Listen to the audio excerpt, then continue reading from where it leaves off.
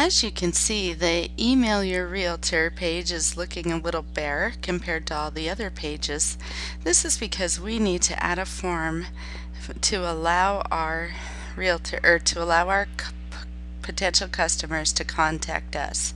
So we're going to do that by creating what's called a Google form, and this is actually a kind of document. So what we're going to do is click on Documents up here on the top left of our Google site, and you can see that there are a bunch of different options over here, and of course I've created lots of different Google documents over time. What we want to do is create new form, and it's really important that you use form instead of anything else, the spreadsheet or the presentation or the document.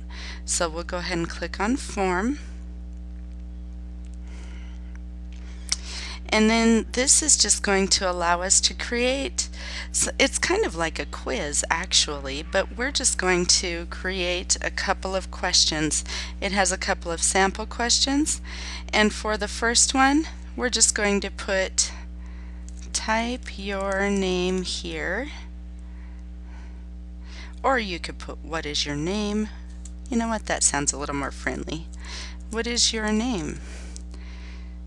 And then the question type is text. That's important. We do want them to have some space to type their names.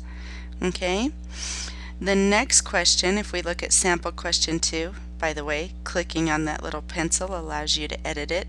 Sample question 2, what is your email address? And again, this is going to be a text answer. Okay?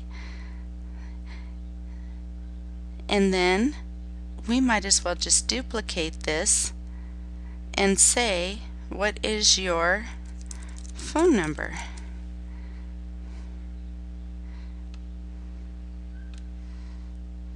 And again, let's click on duplicate.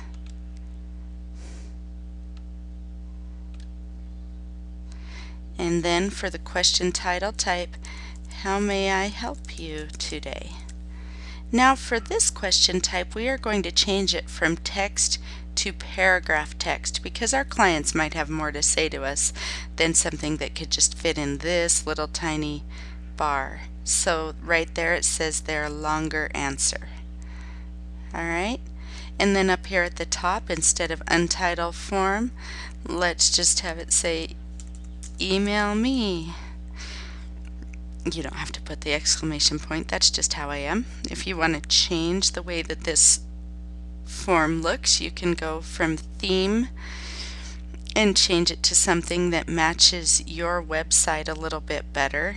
Now my Google site has those oranges and those kind of earthy tones, so if I were going to choose something, it would definitely be something that would blend a little bit with that. But again, you don't have to choose any of these. So for me, I'm just going to go back to editing. I'm not going to bother with that. Now if you can, go ahead and click save up here, but if it's ghosted over like that, don't worry about it. That just means that it automatically saved. Right here where it says you can include any text or info that will help people fill this out, you can put something in there if you want to or not. I'm just going to put I will get back to you as soon as possible. Save.